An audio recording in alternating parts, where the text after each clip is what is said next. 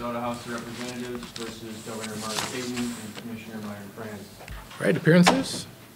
Plaintiff. Your Honor, Doug Kelly from Kelly, Wolter, and Scott on behalf of the legislature. I have with me here Steve Wolter and Kevin Magnuson from my office, and also Brett Kelly, who's here.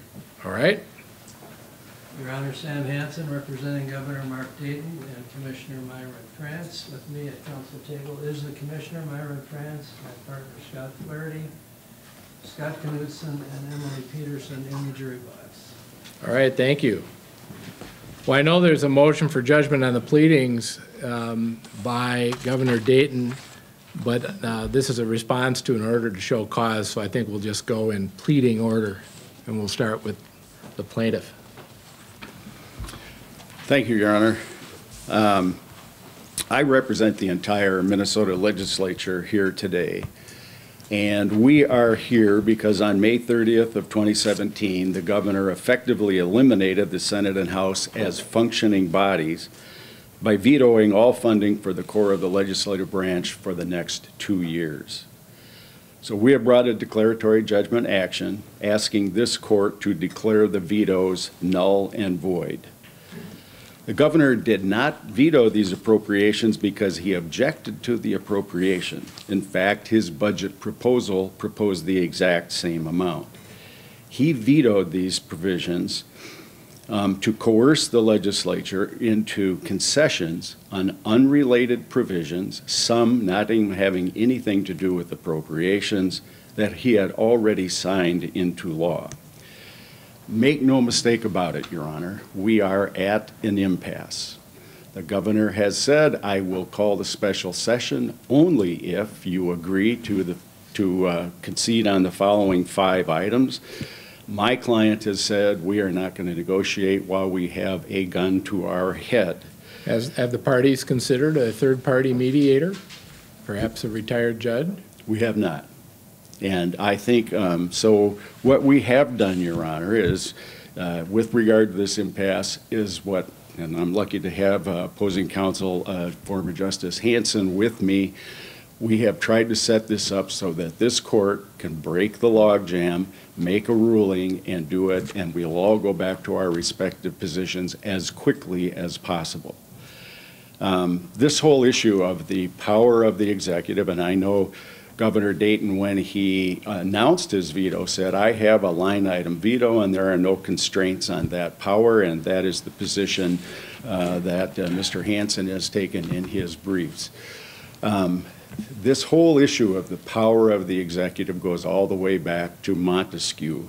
And way back at the time when they were looking at the separation of powers and the independence of the various parties. But did Montesquieu have a line item veto in the Constitution? Well, here's the deal, Your Honor. He said, here's what he said, and I think this is important for us, that the branches have to be independent, lest the executive sword become a, quote, sword of Damocles, precariously and intimidatingly suspended over the other branches.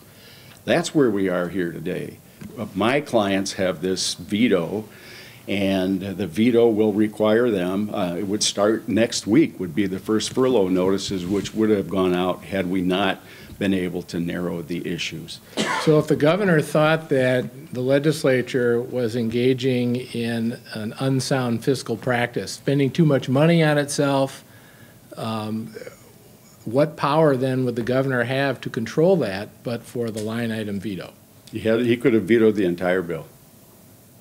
But he's only concerned theoretically with the excessive spending on the legislature. Well, but that's not really true. I mean, as if you look at the things that he's asking for a concession on have to do with teachers' licensing procurements. That's the reality. Mm-hmm. I'm just saying that if I were to accept your argument as true, that the governor is categorically prohibited from using the line item veto to cross out the legislative appropriation, wouldn't that also take the so-called baby out with the bathwater, and now the governor is deprived of having any check on excessive or extravagant legislative spending on itself? No, I think that this will not have future effect on other cases. This is a one of a kind. It's really assuring right now.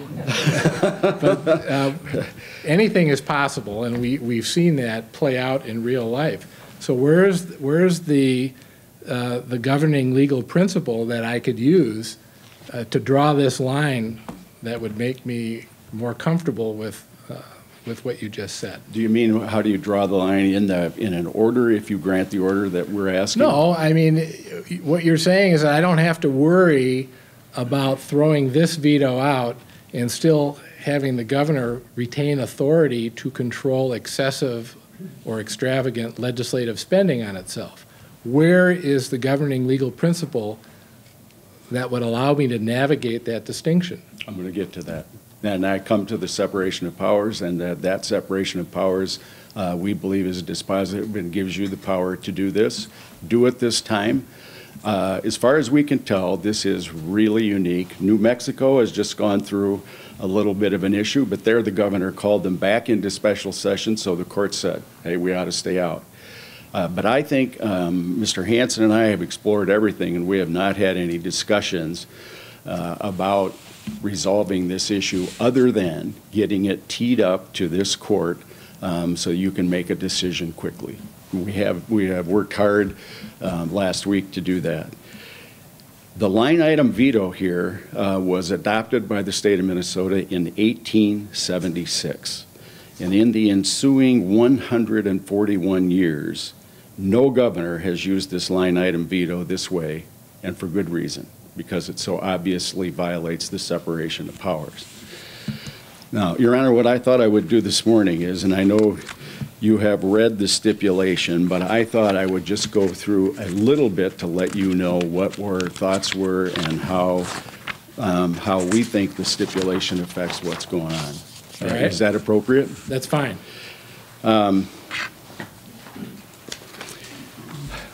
Reading all the cases going back where you had, and the court has already noticed them, where you go into the whole issue of core functions and their special masters and all of that. I think Mr. Hanson and I thought that the best way to get this to you would be like a silver bullet. Get a question here, get it to you so that you can decide it, and then both sides agree. Whichever wins or loses, that the other side will help and will go straight to the Supremes. And this was our best guess as to how to do a few things. How to save the bond rating. We think 90 days worth of comfort will help them, and that was very important to the governor. My clients do not start sending out their things, their furlough notices next week and have 500 people's lives be interrupted. So here's what we did. We said, let's get count one. And by the way, when I was drafting the complaint, there were discussions of all kinds of other things, and you've seen them in the other cases, single subject matter in the bill, the whole issue of pay raises, all that. I drew this complaint with one thing in mind, and that is to try to get a simple, quick question to the court. So we've decided that count one of the complaint, we believe it's right, and we believe it is ready for the court to decide. And we ask in count one also that you put injunctive relief for whoever is the winner, and we believe that will help ensure the appealability of the count immediately, if there's any question about the declaratory judgment. In paragraph 2, we ask you to go forward. Before you go on, okay. There's injunctive relief to require payment at the 2017 fiscal rate. Correct. Through October 1st. Are you talking about a second form of injunctive relief that would go with count one? No. Okay. Just wanted to clarify. Second, Your Honor, is going through you entered judgment without delay, and we put that in for Rule 54.02, and then that would have the effect, we hope, that if you accept the stipulation, that we would put off counts 2 and 3 for the remaining time.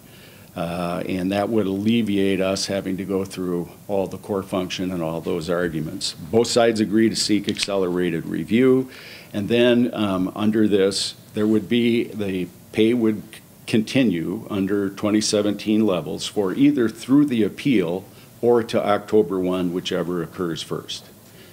And also we agree that there would be no bond required in terms of that. Important to the governor was that we pay all of our obligations, and so we have agreed to do that. And we have also agreed to pay the payments on the Senate office building. So there are those payments which would come. One is on July 30th, and then we have June 30th, July, August, and September. And interestingly enough, according to the argument you had, the last paragraph, paragraph 8, says that we are able to, we have an agreement that we are able to, but not required to use the carry forward funds in order to make the payments. So that's the. And are you looking for that in the order as well? Because that paragraph appeared to stand on its own as a private agreement between the parties. It was separate in the stipulation. Well, we have it in the, I have a proposed order here, Your Honor. And I think that we anticipated that that would be part of the order. Paragraph 8? Yes. Okay. Yeah, and can I give the court? You may. We drafted this yesterday.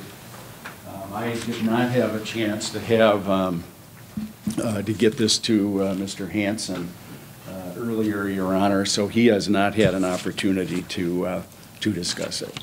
All right.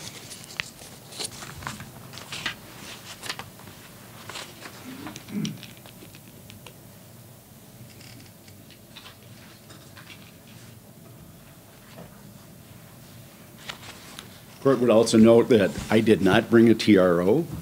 Part of that was because we know about the carry forward and other kinds of things.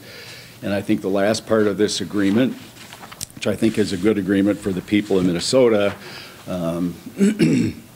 is that it will fund things and people will not be put out of work. So we would ask that you adopt that stipulation, and if I've said anything inaccurate, I'm sure Mr. Hanson will correct me. Now, let me turn to the merits. And I start, I noticed you mentioned this in the first case's argument today, Your Honor, that we're here with the declaratory judgment under Chapter 555, specifically because the Minnesota Supreme Court said that's where you go. We did not try to get directly to the Supreme Court, and we think it was better to come straight to here.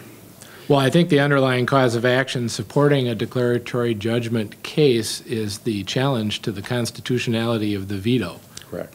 So I'm tracking perfectly what the Supreme Court has said in those cases.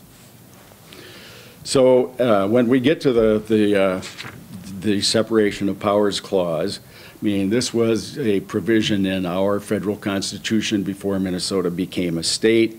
As I mentioned, Montesquieu had a great deal of writing about it. Madison and Hamilton described it extensively in the Federalist Papers. And Minnesota followed the federal model when it adopted its constitution in 1857.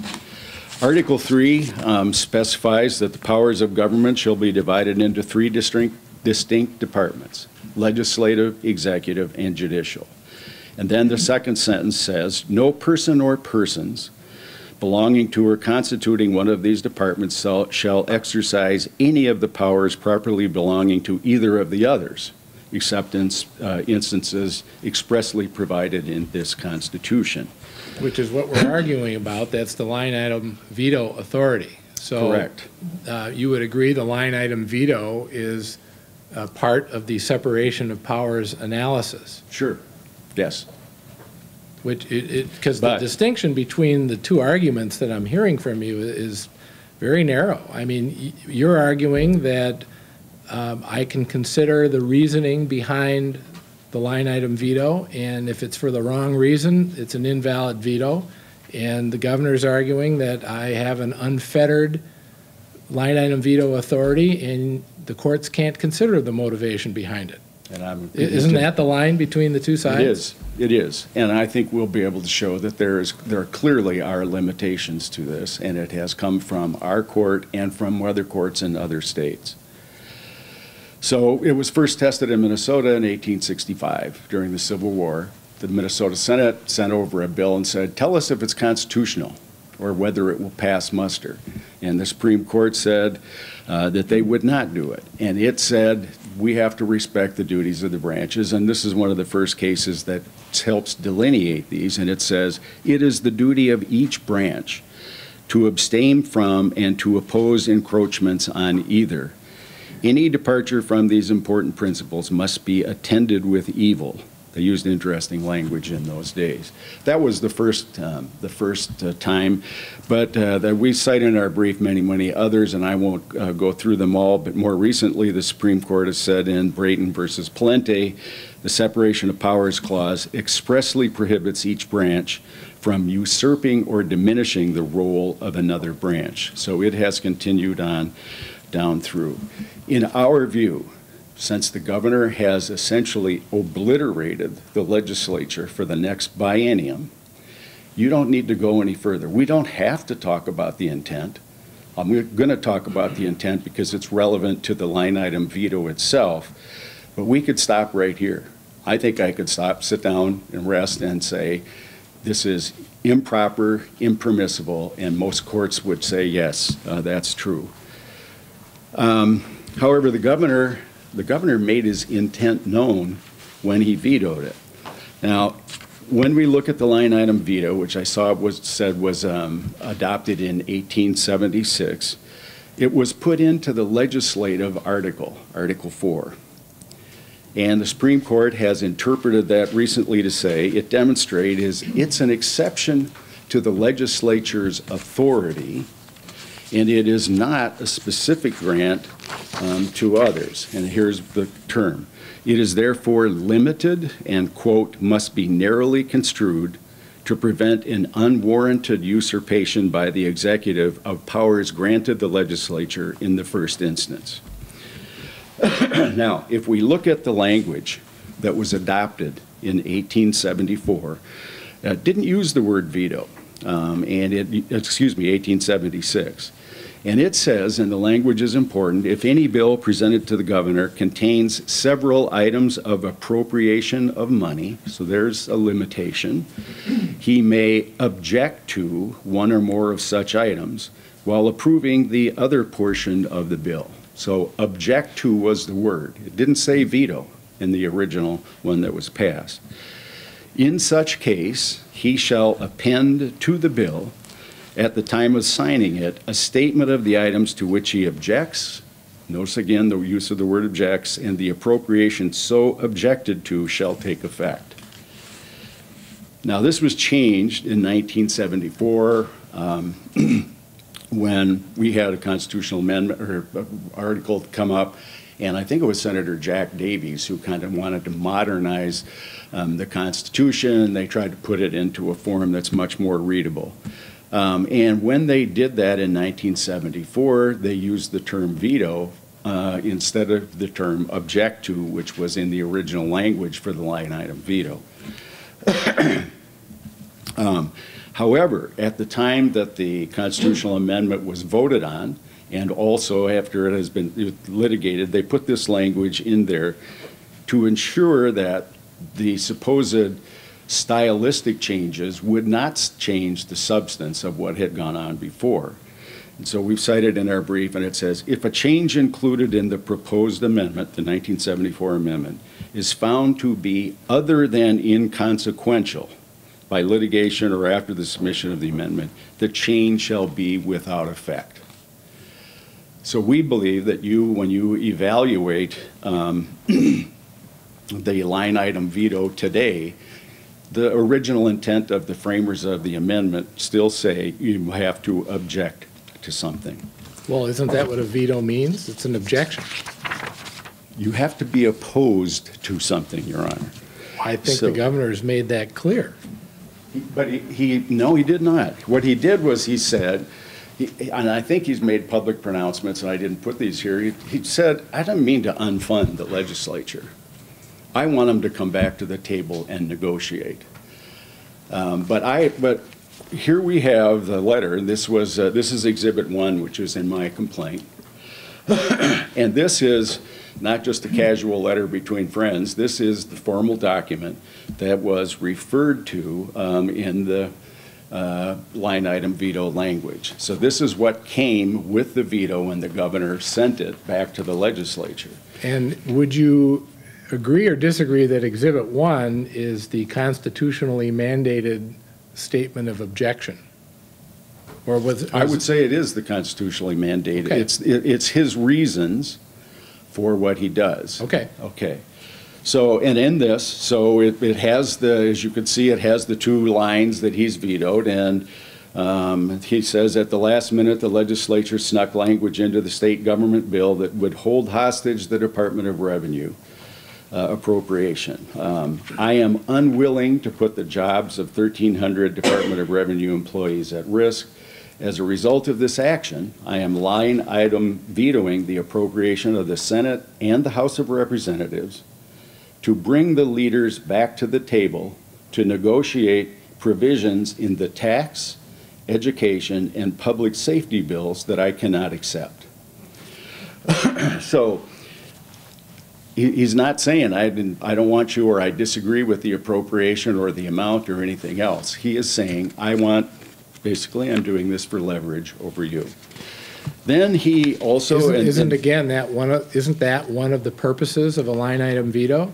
I mean, I've been trying to think about why you would veto something, and I sort of thought about two categories. There's the over my dead body veto, which would, I'm not going to sign this no matter what form you put it in. And then there's the I want you to do what I want you to do veto. I like your ideas, but you didn't write it properly, or there's not enough money, or there's too much money involved.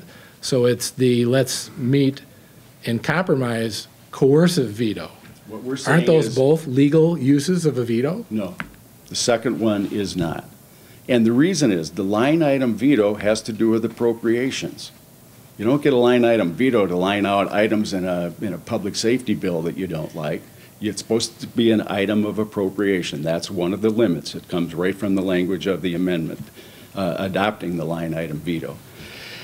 And you have to object to what you're doing. So when he line item vetoed the legislature, he had already sent up his budget proposal, which contained the same amount. All the way through, those amounts stayed the same. So it's clear to us he's not objecting to the $131 million for the legislature. He's just purely trying to get them to the table. And which, again, isn't that one of the purposes of a veto? No. Well, it can be in other instances, but it can't be if you're holding a gun to the head of the legislature and threatening to obliterate another branch of government. So now, attached to the other letter was a second letter that goes to Kurt Dowd, the Speaker of the House, and Paul Gazelka, the Senate Majority Leader. And he gives a little bit more explanation in this. Once again, dated May 30th, and this is part of Exhibit 1. I am signing into law the 9 so-called budget bills in order to forestall a bitter June showdown over a state government showdown. Then the next paragraph. I will allow the tax bill to become law without my signature. I will not sign it because of very major objections I have with certain provisions in it. Then it says, however, I cannot veto it because of the poison pill provision you snuck into the state government bill. Now, that's just dead wrong. He could have vetoed it. If he thought that was wrong, he should have just vetoed the whole bill, and then the parties would go back into their respective positions and they would negotiate, and we wouldn't be here to talk with the court. He considered other options as well. You might be here, but you'd be talking about something else. And it's also interesting to me that he considered another avenue of challenge here. And he said, in a paragraph down, I will not risk a legal challenge to the Department of Revenue's budget and cause uncertainty for its over 1,300 employees. So he looked at all his options at the time and said, well, I could veto it, I can do this, and he chose what I call the nuclear option. I'm going to obliterate you and your ability to conduct business for the next 2 years unless you come to the table. That is an impermissible use of the appropriation line item veto. And we are going straight with the text of the language in the original 1876 amendment. Now,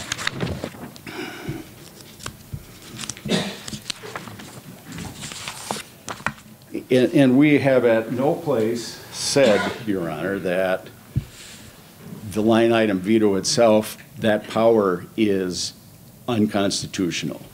We're saying the way it was used in this case in order to overstep the boundaries of the separation of government is where it goes afoul.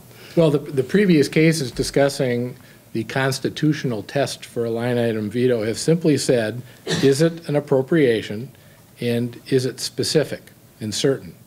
And doesn't this qualify? No. I mean, on a technical basis, it was a specific and certain and it was appropriation. So based on the case law to date, it's technically a valid line item veto, isn't it? It's an appropriation, I mean a veto of an appropriation, but but not in conformance with the 1876 amendment. And that is, you have to object to it. He doesn't object to the appropriation itself. He has communicated that in several different ways.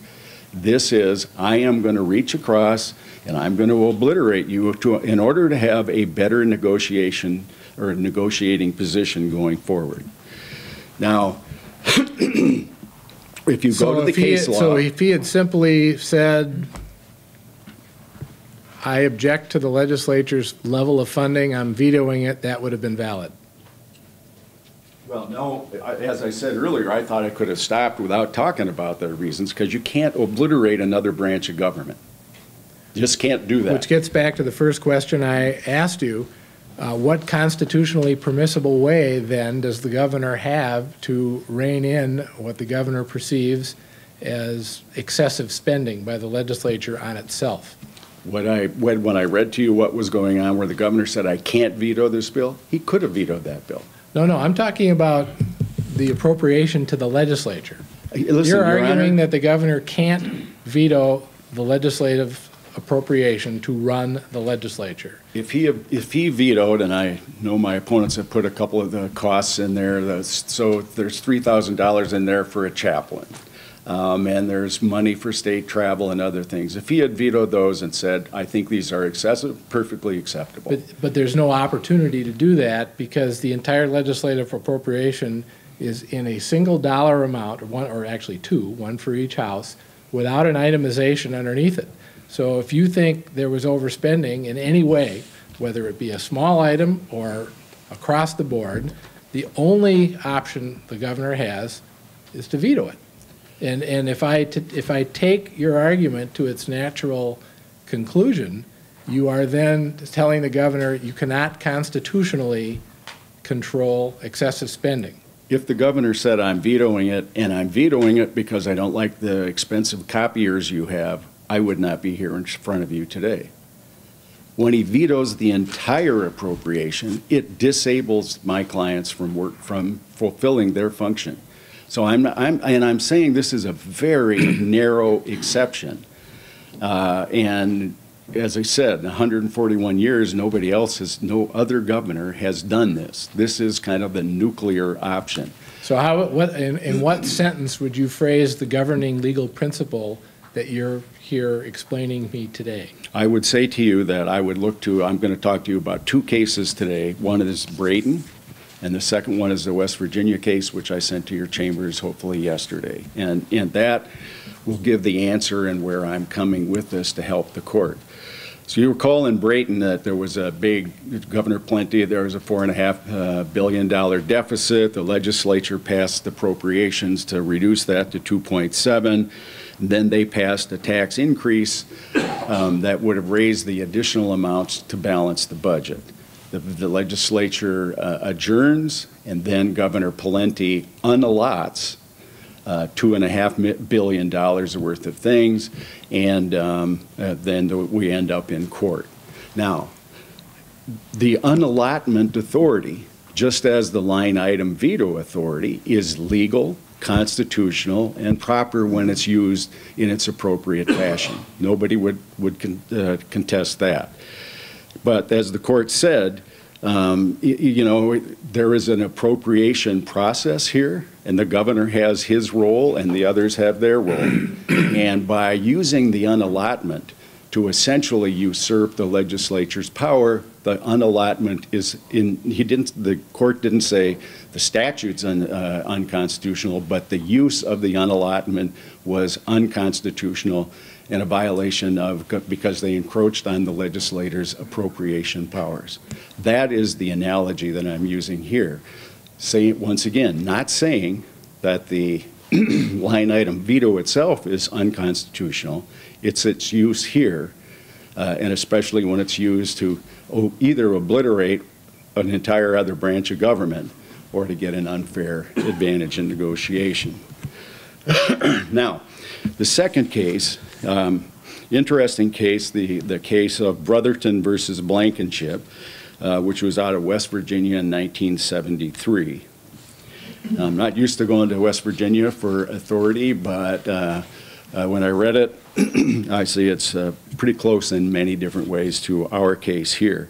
There were several things going on. The governor line item vetoed portions of the judiciary's appropriation. And by the way, there's a kind of a special statute that protected the judiciary there. Yeah, it really caught my interest. It said I bet it did, Your Honor. No one can reduce the proposed budget submitted by the judiciary. Well, and very interestingly, I happened to be present at the Capitol when Chief Justice Lori Gilday came and testified in front of the legislature this time for her appropriation. And so she said, no Chief Justice has ever been here before, but I'm here because this is so important. And the second thing that went on, the governor in West Virginia also used his line item veto to zero out the operating budget for the treasurer and the secretary of state, but interestingly, he left their personal salaries intact. And so they went to the West Virginia Supreme Court. Again, the governor argued just as his arguing here. They said that the line item veto was, quote, without limitation, unquote. Where does it show us? And then there was some interesting language in the case too, and so the governor in his brief says, it's ridiculous to even consider that he would act in such a manner as to render such department inoperative. And then the court said, so basically the court said, with regard to the judicial veto, we're hanging our hat on the statute some, but we're also turning in, we're doing it just on separation of powers. And so they said, to adopt the view of the intervener, who's the governor, a governor would effectively curtail or could effectively curtail or even eliminate the legislative and judicial branches. Though such action by a governor is most unlikely, we cannot subscribe to an interpretation of the line item veto under which that contingency is a possibility.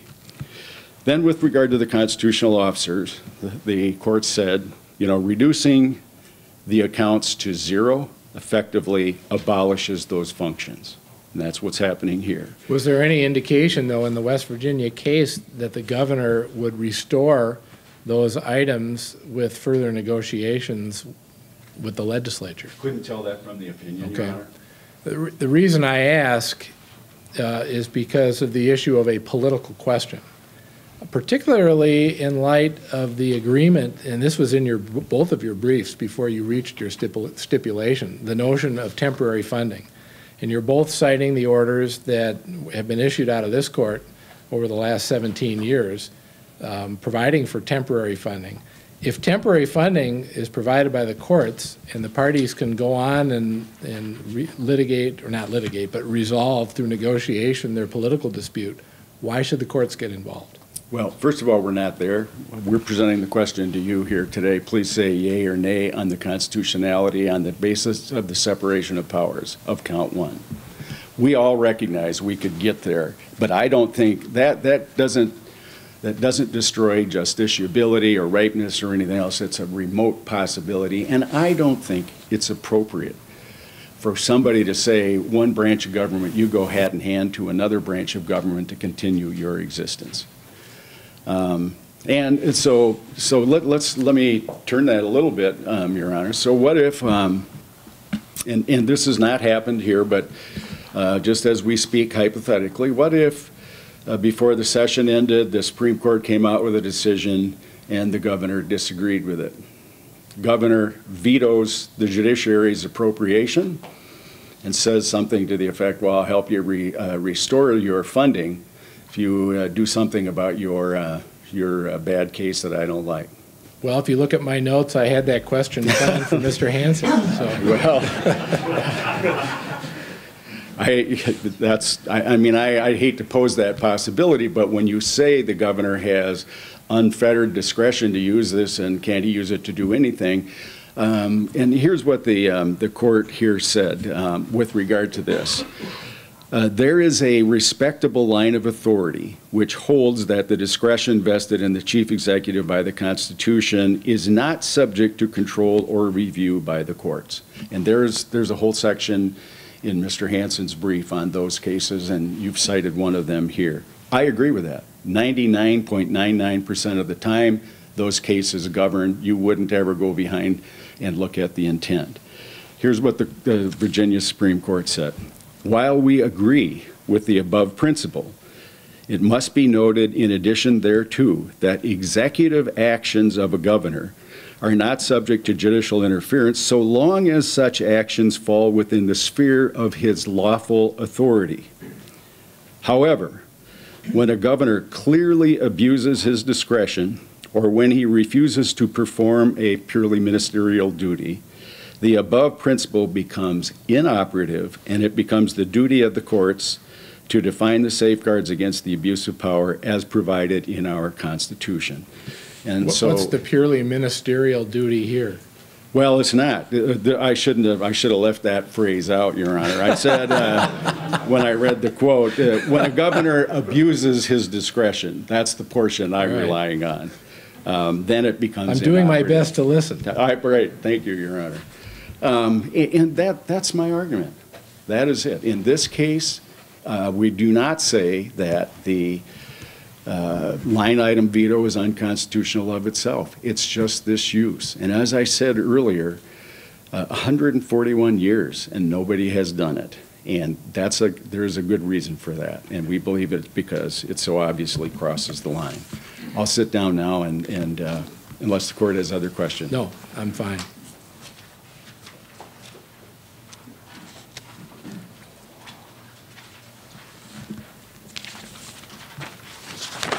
All right. Good morning, Your Honor. May it please the court, counsel. There's a false premise that underlies all of the arguments that Mr. Kelly is making. And that is that the legislature has been left without funding. And that's not true. An appropriation may be equivalent to funding, but it isn't always. We've learned that in the 3 prior cases where the legislature itself put a gun to the head of the court and the executive body and did not appropriate funding. The court has held, and I think our jurisprudence in this state is that you don't have a constitutional right to an appropriation, but you do have a constitutional right to funding. Nothing the governor did here deprives the legislature of funding for its critical core functions to operate as a constitutional body. And we've been here before. As you mentioned, the 3 times, 2001, 2005, 2011, now 2017, we end up with the legislative session ending with somebody not getting an appropriation. In some of those cases, it was just executive agencies. Sometimes it was the court and the executive. Sometimes the legislature was included because the governor, in those cases, vetoed the whole entire appropriation bill. Nobody said this was a violation of separation of powers to either have failed to appropriate or to veto the whole appropriation bill. And it isn't because the constitutional right is to get your core funding.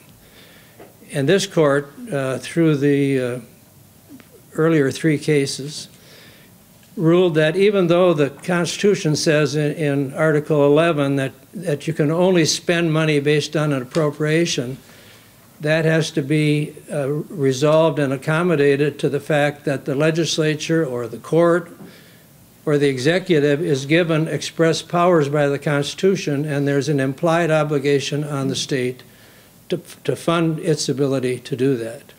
So would that mean then that as long as the court provides temporary funding for the legislature, this impasse could last the rest of Governor Dayton's term? It could. And be perfectly consistent with the Constitution and legal. It wouldn't be the hope. It could. As in all of those past cases, and true of this case, the idea was to provide temporary funding so that the parties could go back and negotiate and get a political resolution to the problem. Well, it worked every time. It has worked every time. Rather early, those other orders were all in the last week of June, right, going back to 2001. And as you know, no appellate court has ever passed on whether that's even legal. It's the law of Ramsey County, Your Honor. It's been the law since 2001. But you're right. There are a lot of banks and checkbooks in Ramsey County. Right? There's never been an occasion because of the early resolution. The problem here, and why we worked out this stipulation, Mr. Kelly and I, on a very cooperative level, is that both sides have a strong belief that either the veto was or was not legal.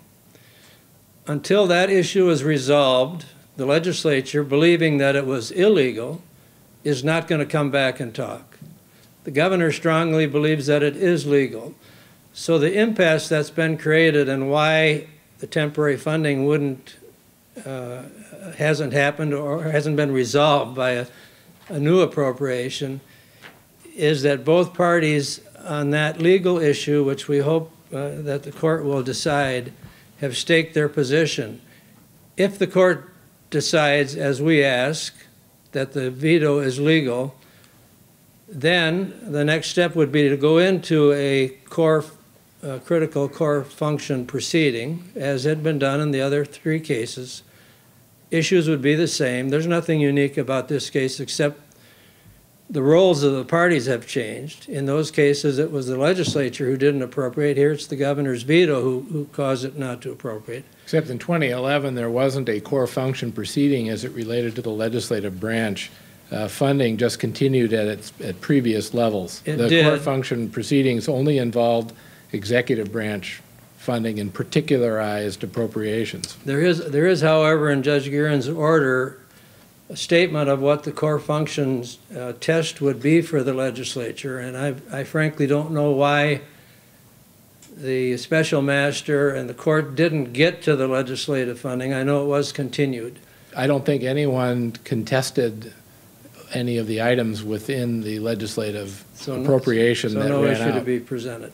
That, as far as I know, I haven't found anything that would indicate otherwise. So that's the position we find ourselves in. The reason there is an impasse, and we could go to a mediator, you could order us back into discussion. Well, Judge Guthmann also found that she had no authority to order you into mediation. It's something called separation of powers. Well, there is that, and I want to get to that.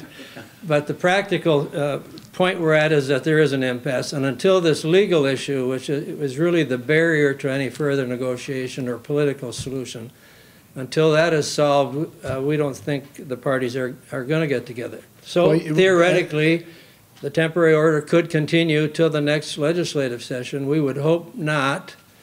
What we think should happen is either two things. If the court determines with finality that this is a legal veto, then we think the parties will get back together and negotiate. And simultaneously, if we're running out of funding, if the reserve funds are not enough to bridge the gap, then we would be back to you, and there counts 2 and 3. We have agreed that the court should institute at the appropriate time a critical core funding procedure so that they would not be obliterated. There's no intent or possibility that the legislative function will be obliterated. They're not put out of business because they have this constitutional right to get their core critical functions funded by judicial order. And so I think that's the premise that underlies their argument, and I think it's a false premise. And this case is really not different in the way it came about, but not different in the legal principles than those prior 3 cases where the court stepped in saying the constitutional duty to perform your function requires that the state fund it. And so there are 2 exceptions, or 2 ways that you can spend money. Appropriation is the common method, but by court order is, in an emergency, is the uncommon method. Separation of powers. I found, I hadn't read this before, the 1905 case State versus Bates to be the most helpful, I think, analytical framework for talking about it, because it divides our separation of powers, Article 3, into 2 separate clauses, or 3 separate clauses having 3 different purposes. The first clause is a distributive clause. It gives the power to the executive, the legislative, and the judicial. And inherent powers come with that distribution. The second clause is the prohibitive, which counsel has mentioned. No one from one department can exercise the powers of the other. But the third one is the most critical here, and that's the exception clause, except as otherwise provided in this Constitution. So the veto power, including the line item veto power, has to be looked at as an exception to the legislature's exclusive authority over legislative power. It is an encroachment. It's a constitutionally authorized encroachment, so that the governor has a role in the legislative function, and the line item veto more specific to the appropriation function. The court has said because it's an exception, it has to be construed narrowly, but that means, I think, construction of the Constitution. Is it authorized in this circumstance? Is it an appropriation? Is it an item of appropriation? Once that construction is done, and done narrowly, and in the interfaculty case, the governor's line item veto was not approved because it didn't really constitute an item of appropriation. Here, as you mentioned, the legislative appropriations are single line items. There's no doubt that they are items. Governor would have no ability to go behind those items. Number one, they're not particularly public to the governor what the itemization of the budget is, but he can't do a partial line item. So is there any point at which perpetual and continuous vetoing of the appropriations to run the legislature would violate the Constitution? Only if it's not an item of appropriation. So the governor could abolish the legislature? No, because the legislature can come in for funding from this court for its critical core functions, not for its appropriation, which I think is much larger than its critical core function cost. The legislature is always protected by the underlying constitutional right to perform its function, and the state must fund it, but not at the level of appropriation, but at the level of critical core function. So if, taking it further, if the Supreme Court decided that all the Ramsey County judges over the last 17 years were wrong, and we can't fund anything, this is a strictly political fight, wouldn't your position be problematic with regard to the line item veto? It would be very distasteful for sure, but I think it would be legal. I think the veto would be legal. So the government, and the legislature could be shut down by the governor if there was no mechanism for emergency funding? No, it can't be shut down. It can be denied an appropriation. The legislature can deny the governor an appropriation. The governor can veto an appropriation, thereby denying it to the legislature or the court. That doesn't leave them without funding, because then they come, as they've come 3 times in the last 17 years, to the court to say, we have to perform our constitutional obligations, and we can't do it without funding. So you're assuming that the court's role to provide emergency funding is going to be legal in every circumstance, similar to what we've had in the past and today? Yes. Okay. Yes, my argument assumes that, and I think it's true. And therefore, you separate out the veto from the funding issue. again, the underlying principle, you have a constitutional right to funding as a department of government. You don't have a constitutional right to an appropriation. Is there any circumstance under which the reasoning behind a veto or line item veto would render that veto unconstitutional? I don't believe so, and I think our cases are very clear on that. The Larson versus Carlson case says we don't look at the wisdom of a veto. Once we've decided that it meets the constitutional requirement of an item of appropriation, the inquiry stops. And why is that? That is a separation of powers requirement. So now getting to the prohibitive clause, the prohibitive clause is relevant, I think in this case, to the extent it limits the scope of judicial review. The court can't exercise executive power. The court can't exercise legislative power. And so if you inquire into the motive or intent of a governor in the exercise of a veto, or even inquire into the motive or intent of a legislative enactment, you in effect are exercising executive power. The governor has the power to veto or to rescind a veto. If the court is asked to invalidate a veto, it must exercise executive power to do so. Well, and that violates separation of powers. In the Birkeland versus Christensen case in 1930, the court talks about the fact that there is the power of judicial review to determine whether the actions of the other branches are consistent with the Constitution, and one branch can't coerce the other branch. So how do you jibe the argument you're making with the principle that I can't look at the motives? How do I know if there's improper coercion if I can't look at the motives? What a slippery slope that would be. To begin to look at the motive. Not only a slippery slope, I think a cliff, frankly. You can't step over that line without invading the province of the other department of government. If you look at the motive, then you are into the political discussion, the political reasoning of the governor, which is within his sole discretion, so long as he is acting within the power given to him by the Constitution. And this is a specific power given to him to do a line item veto. So that gets back to the question that's in my notes that Mr. Kelly asked. So can the governor veto funding for the courts and put in the veto message to the legislature that I am not going to sign a bill funding the courts until they either reverse a decision that they made, or if it's a pending decision, rule the way I want them to rule?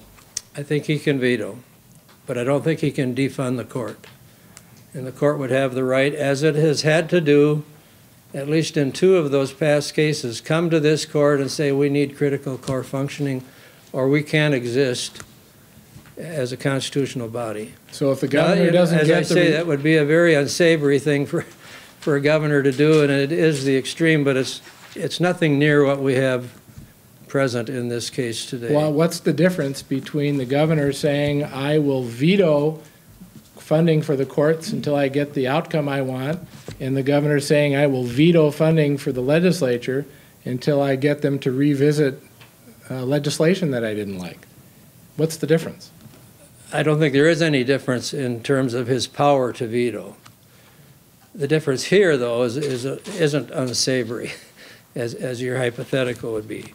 Well, I tried to pick the most distasteful, unsavory example I could come up with, because sometimes these principles have to be tested by their extremes. By the extremes. And I would say, as distasteful as it is, I think the governor has the power to veto. There is no constitutional principle that limits it, unless he were to obliterate that branch of government.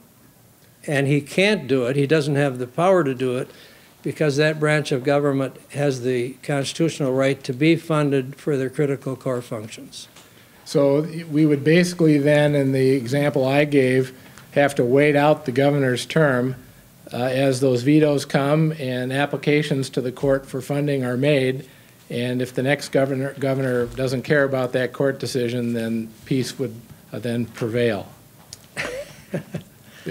That's perfectly okay as far as the governor is concerned under the Constitution. It's perfectly okay under the Constitution. Our governor would not support that political view. But it would be a political decision of the governor to do it, and he has the power to do it. And the remedy of the court or any other body that has failed to get an appropriation, as it has been in 3 prior cases, when the court did not have an appropriation, the remedy was to come in and get their critical core functions funded. So they are not without a constitutional remedy. They are protected. Therefore, their continued viability as a body in the government is preserved and guaranteed. But it's guaranteed in that way. It's not the right to an appropriation. Appropriations either within the discretion of the legislature or subject to a veto of a governor. Each of them acting within their discretion as has been conferred to them by the Constitution. And the remedy being then to get funding in a different mechanism, not through an appropriation, but through a court order. All right? There's been much talk about why, if you put limits on a veto, then what effect does it have? Or is it improper for a governor to veto a bill to accomplish something secondary? Well, that's another question, is because you would agree that the policies that the governor objected to in his letter could never be line item vetoed because they aren't appropriations. Right. So the governor can do indirectly what he can't do directly. Is that Absolutely. Okay. And I think it's a little hypocritical for the legislature to make that argument because look at the revenue bill and the defunding potentially of the revenue department. They said if the governor doesn't sign the tax bill, the appropriation to the revenue department is gone. It's only effective after the tax bill becomes effective. Now, did they object to the amount claimed in the revenue department's budget? No, there was no objection to that. They weren't saying you're spending too much money. They used the poison pill to defund the revenue department potentially in order to get the governor to sign the tax bill. was that unconstitutional? I don't believe so. So you could still sue to have that Had the governor taken care of? Pardon? So the governor could still sue? No, He signed the bill. you asked, was it unconstitutional? I said, no, I don't believe it You is don't believe it. unconstitutional. Okay. I think they can indirectly accomplish one purpose through another mechanism.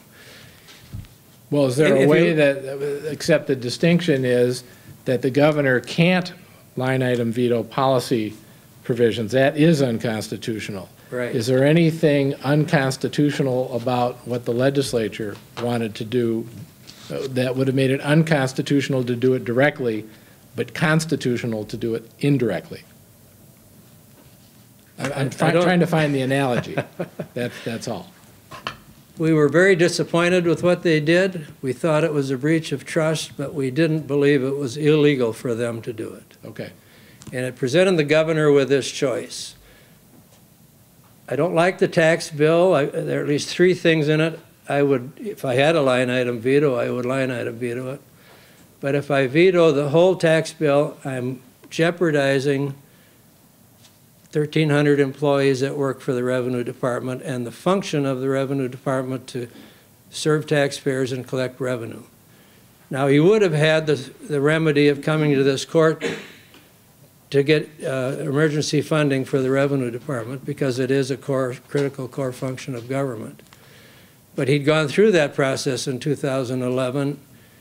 It was a difficult process, and he made a political choice to say, I'm going to avoid the temporary shutdown of the Revenue Department and sign a bill that is distasteful to me, but in order to get the legislature to come back because they haven't listened to my objections, they haven't reflected my concerns in that bill, so we should discuss that more, I'm going to veto their appropriation as a mechanism to get them back. He did object to it. This question about the word object in the old version of the Constitution simply means state your opposition. That's what the word object means, even by the definition the plaintiffs have provided. He did state his opposition to it. He was opposed to it for a number of reasons. He said, you haven't finished your work. So I'm not going to appropriate money, approve the appropriation of money to the legislature when your work is unfinished. Yes, it was in his budget, the amount, but that was under the assumption that the legislature, this legislative session was going to be fairly conducted. He wouldn't be faced with this Hobson's choice, either do or don't do. And he felt that that had been breached and that they hadn't done their job. So at the point he vetoed it, he did object to their appropriation. Well, he didn't object to the dollar amount of the appropriation or to the use of the money, and that really goes to the bright line rule that Mr. Kelly would have the court adopt, and that is if you don't object to the appropriation itself, but you are vetoing the bill for some unrelated purpose, that's the definition of an invalid veto. And what's your reaction to that? Well, that's why I say it's exactly what the legislature itself did when they put the poison pill to defund the Revenue Department if he didn't sign the tax bill. Indirect government action is replete in all of our laws. Look at our tax laws, for example. Yeah, but the difference is that the legislature has the authority to legislate and the governor doesn't. And as you pointed out from the State v. Bates case, the third item, the exception, the veto or line item veto, has to be construed narrowly. So if your objection isn't to the appropriation, then how can you use this very narrow authority to accomplish some other result that you agree is forbidden if done directly? I don't agree that it isn't to the appropriation, number one. He said you haven't finished your work, so I'm not going to appropriate to you until you finish your work. So it is to the appropriation. But secondly, I believe he can make a veto, use a veto for one purpose to accomplish something else. Okay. And that's the nature of a veto. If the court were to begin to look at the intent or political motivation of a governor behind a veto, there can be no bright line that would exist that would embrace the court's authority to violate separation of powers and enter the political decision-making of another branch of government.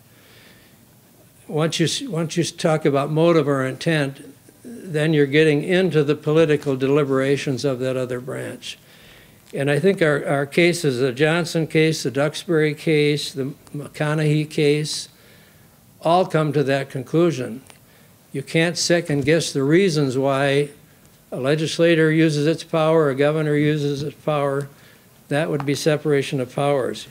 Interestingly, the McConaughey case was quoted in the West Virginia case that counsel referred to, but not followed, because West Virginia law is not like Minnesota law. In Minnesota, under McConaughey, there is no role of the court to second guess a political decision made by the governor. In West Virginia, apparently there is, but West Virginia has a completely different budgetary constitutional structure, much stronger role of the governor in the front end of developing the budget, and then a much weaker role of the governor in vetoing it. He can't veto, the court said, anything relative to the court. He can't veto anything relative to the appropriation of the legislature. So it's simply not a comparable case. It does give me comfort, however, to know that if you scour the country to find a case that authorizes you to do what the plaintiffs have asked you to do and validate a veto on a motive basis, you can't find a case that is comparable to Minnesota's Constitution. You find a 1973 West Virginia case that isn't even comparable. There are no other cases out there, certainly none from Minnesota, and all of the Minnesota cases say that the motives and intent of the governor behind a veto, once he meets the threshold, this is a veto of an item of appropriation, is beyond the power of the court to consider, because that would itself invade the province of the executive and be a violation of the separation of powers. All right? Perhaps just a moment on the stipulation. As I mentioned earlier, the governor's reasoning and desire to be part of the stipulation is the conclusion that the parties had reached an impasse and could go no further until this legal issue of the legality of the veto is determined. There are other benefits in the stipulation, the commitment to the Senate rent payments, supports the bond rating.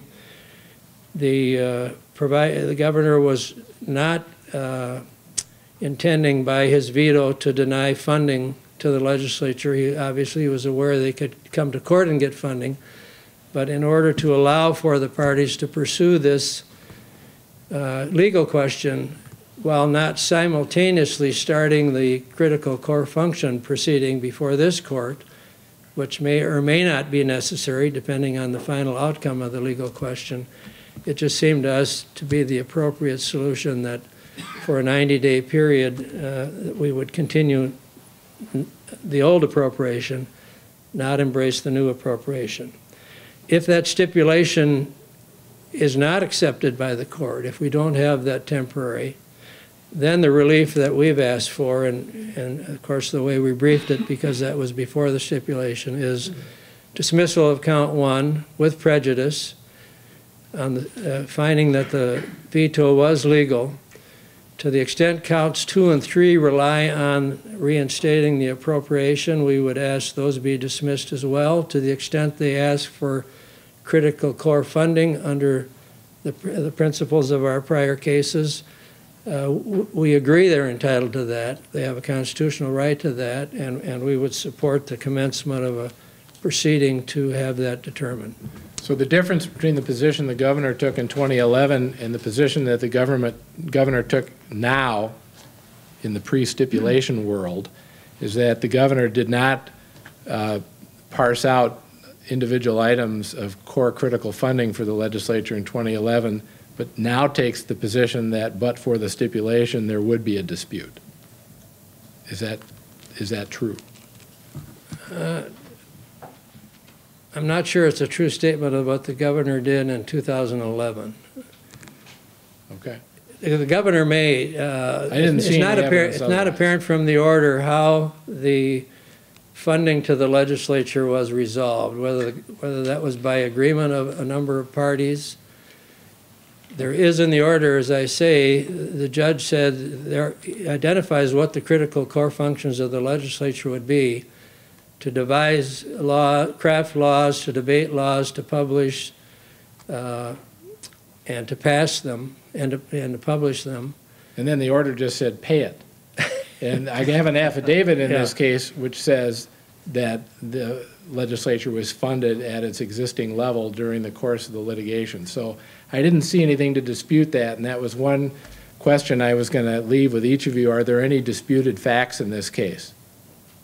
I don't believe there are any disputed facts that would be material to the issue of the legality of the veto. Okay.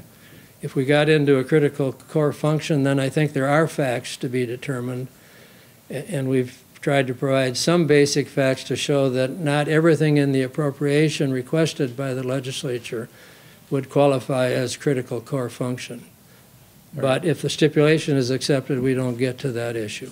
Yeah, and the way you both presented that stipulation to me, it says if accepted, and I'm going to go through my own analysis of whether I could independently do this even if you hadn't stipulated to it, similar to what my predecessors have done. I don't know what will happen after here. You've agreed, so neither of you are going to appeal anything that's consistent with your stipulation. I don't know if someone would intervene later and challenge it.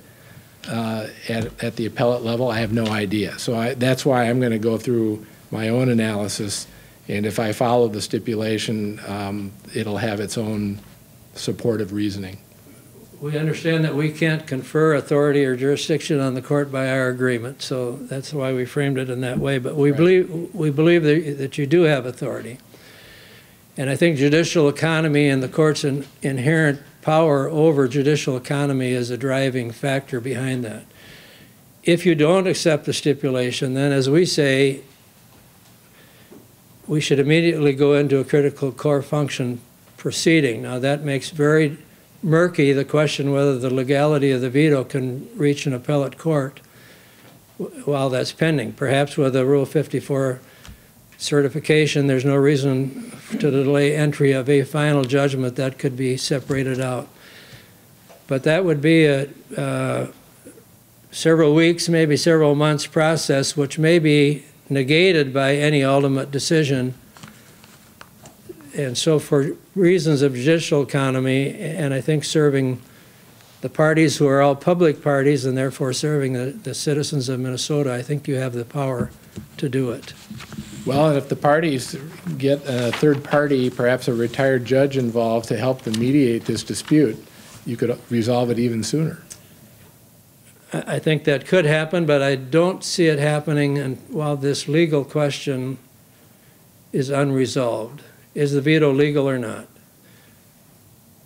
The legislature has very little motivation to come to the table if they believe it's an illegal veto and that their appropriation will be restored. Well, the flip side is true, and the best settlements are reached in an atmosphere of uncertainty.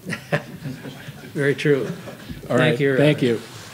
Mr. Kelly, any final parting thoughts? Just a few, Your Honor. I have to say, I think that is the most expansive delineation of executive powers for a governor that I have ever heard. And you're posing to Mr. Hanson the hypothetical, is it okay to veto the judiciary's budget because he doesn't like something? And the answer was yes. I think that's clearly out of bounds.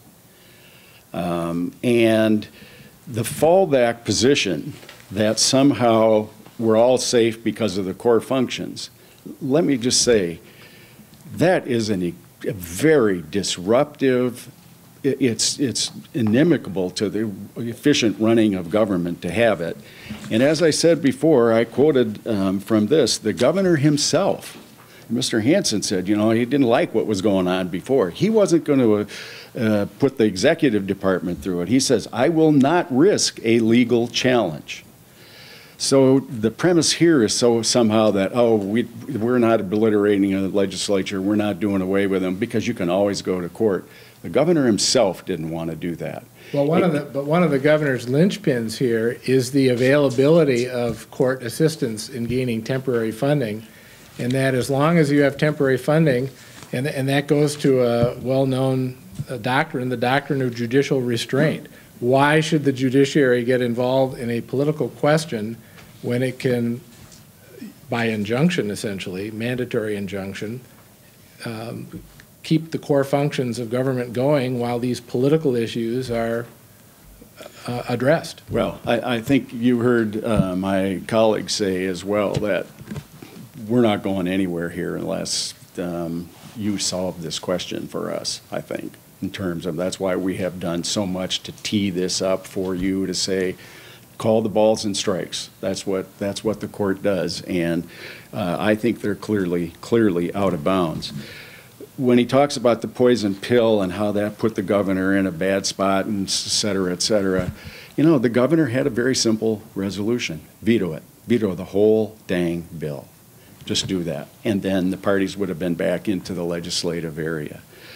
You know, we are used to some really sharp elbows in this state between the various branches of government. We've seen that before in the Mattson case and in the funding cases and the other ones. I think the expansive view of executive power that you just heard should not fly and shouldn't get anywhere. And in your position, if you go back to Baker versus Carr, and I know we don't have, basically the political question issue is different, but if the court there, the U.S. Supreme Court said, if the government acts in a matter repugnant to the Constitution, the court has the authority and the duty to step in and uphold the Constitution's mandate. That's what I'm asking you to do here today, Your Honor. I'm asking you to resolve this dispute and I think it will be for the good of the state of Minnesota. We're asking you to declare his line item vetoes null and void. Thank you. Thank you. Matters under advisement.